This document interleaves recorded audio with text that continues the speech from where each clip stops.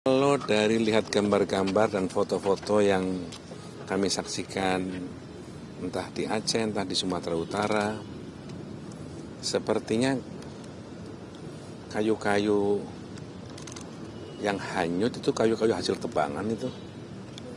Memulihkan keadaan di sana, memenuhi kebutuhan-kebutuhan di sana, termasuk memulihkan kondisi infrastruktur yang sekarang terputus. Jalan desa, jalan kecamatan, jalan kabupaten, jalan provinsi, bahkan jalan nasional.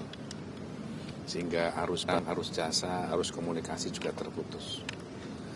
Beliau hari-hari ini sedang mengerahkan kekuatan segalanya untuk memulihkan kondisi di 3 provinsi tersebut.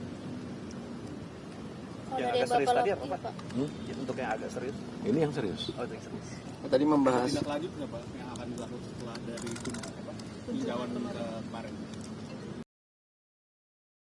Beliau terus berkoordinasi tadi dengan banyak menteri terkait, baik yang berkaitan dengan bantuan ataupun perbaikan infrastruktur, bahkan Dirut PLN, Dirut Pertamina.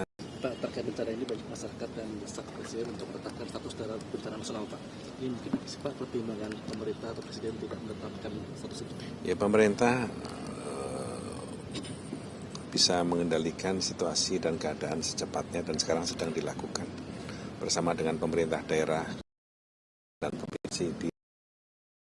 Ada 3 kepala daerah yang mampu menyerah, Pak, menanggapi bencana itu. Bagaimana, Pak? Ya, itu jadi keprihatinan juga karena situasinya harus dihadapi secara bersama-sama. Tapi menurut Bapak perlu nggak, Pak, naik status ke Itu kan kewenangan presiden, karena keputusannya nanti harus ditetapkan dalam bentuk keputusan presiden. Oke? Tadi Bapak laporkan sendiri dari MPR apa, Pak, kira-kira? Saya menyampaikan laporan lain-lain. Pak, kalau pimpinan MPR kapan Pak akan ketemu dengan presiden, Pak, untuk membahas amandemen? Ya, sedang dicarikan waktunya karena presiden padat sekali jadwal. Tapi dalam waktu dekat ini, Saya sedang dijadwalkan. Pak, ramai isu mengenai penyebab bencana ini adanya illegal logging ini, apakah MPR mendapatkan aspirasi dari masyarakat juga mengenai hal ini?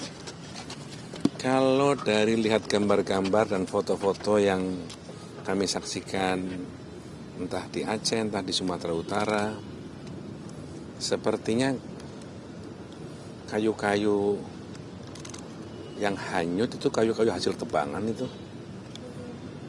Yang cukup lama, bukan kayu-kayu yang ditebang baru-baru atau kayu-kayu yang roboh karena terjangan badai.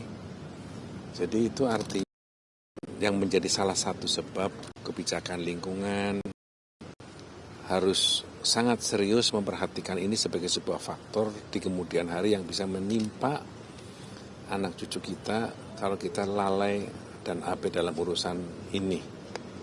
Cukup ini menjadi pelajaran terakhir.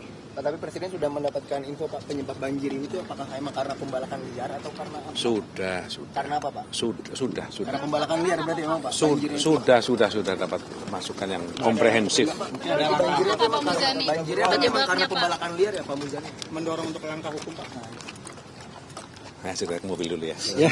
Pak, mungkin ada langkah tegas mungkin mengenai sanksi hukum, Pak, kepada bagaimana, Pak? Mungkin ada langkah tegas dari Pak Presiden mungkin, Pak, tadi.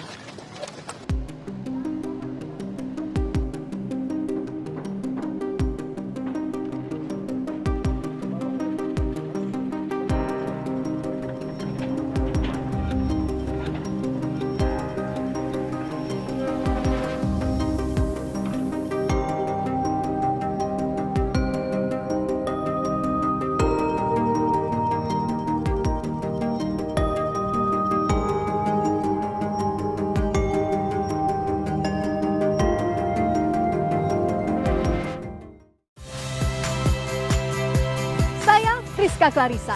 Saksikan program-program Kompas TV melalui siaran digital, pay TV, dan media streaming lainnya. Kompas TV, independen, terpercaya.